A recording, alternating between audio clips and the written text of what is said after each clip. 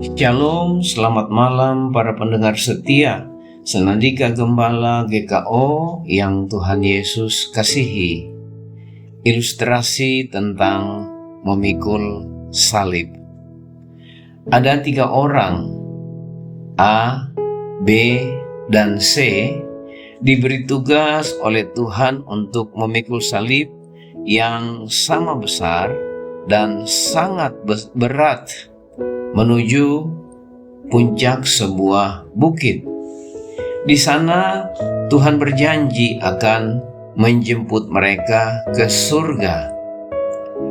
Di tengah perjalanan, ketiga orang itu melihat gergaji atau sebuah gergaji. Si B mulai berpikir dan menghasut kedua temannya untuk memotong salib yang mereka pikul supaya salib itu menjadi ringan dan pendek. Namun kedua temannya menuruti usul si B ini karena mereka taat dan mengasihi Tuhan. Kasih mereka kepada Tuhan membuat mereka tidak rela memotong salibnya dan setia memikul tanggung jawab yang Tuhan sudah berikan tanpa keluhan. Singkat cerita, si B mengambil gergaji itu dan memotong salibnya sehingga dengan mudah ia dapat mendahului kedua temannya. Sesampainya di puncak bukit, si B melihat sebuah jurang yang teramat lebar memisahkan puncak bukit itu dengan pintu gerbang surga. Di seberang jurang terlihat malaikat Tuhan yang sudah menantikan kedatangan mereka.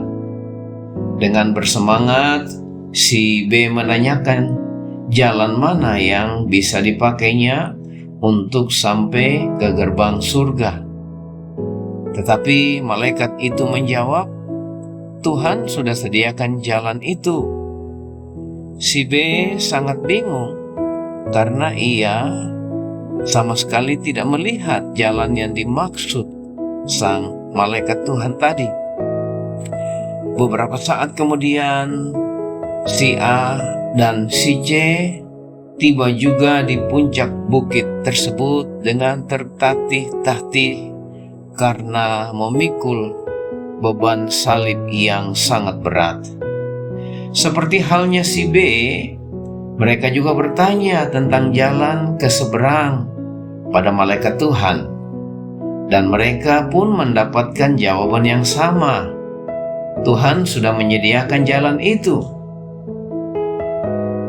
Kemudian Roh Kudus membukakan pikiran mereka berdua, dan mereka mengerti dan menangkap sesuatu. Ukuran salib yang berat dan besar serta panjang sudah Tuhan buat tepat sama dengan jarak antara puncak bukit dan gerbang pintu surga itu. Itulah jalan yang Tuhan sediakan. Mereka segera sadar akan hal itu dan bergegas meletakkan salib mereka dan mulai menyeberang. Si B kebingungan karena salib yang Tuhan beri untuk dia sudah dia potong sehingga menjadi pendek dan tidak bisa berfungsi sebagai jembatan.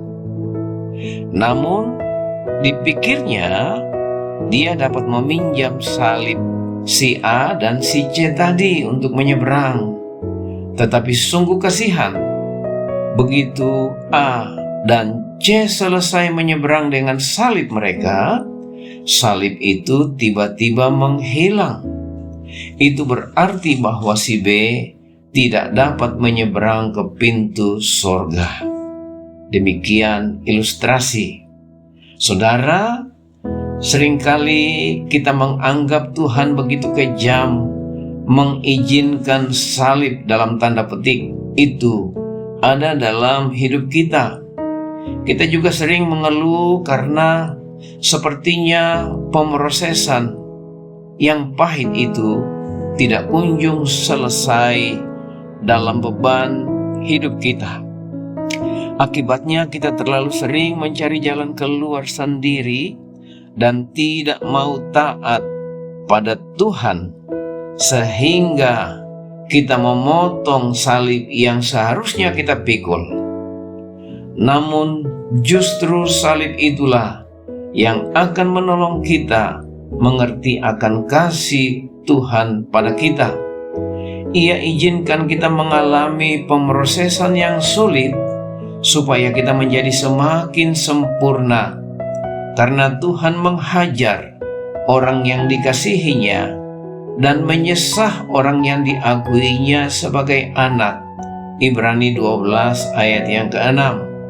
Sebab mereka mendidik kita dalam waktu yang pendek sesuai dengan apa yang mereka anggap baik, tetapi Allah menghajar kita untuk kebaikan kita, supaya kita beroleh bagian dalam kekudusannya. Memang tiap-tiap ganjaran pada waktu ia diberikan tidak mendatangkan sukacita, tetapi duka cita. Tetapi kemudian ia menghasilkan buah kebenaran yang memberikan damai kepada mereka yang dilatih olehnya. Ibrani 12 ayat 10 sampai dengan ayat yang ke-11. Saya Pendeta Yohanes Ishak Latu Papua dalam Senandika Gembala GKO. Selamat malam.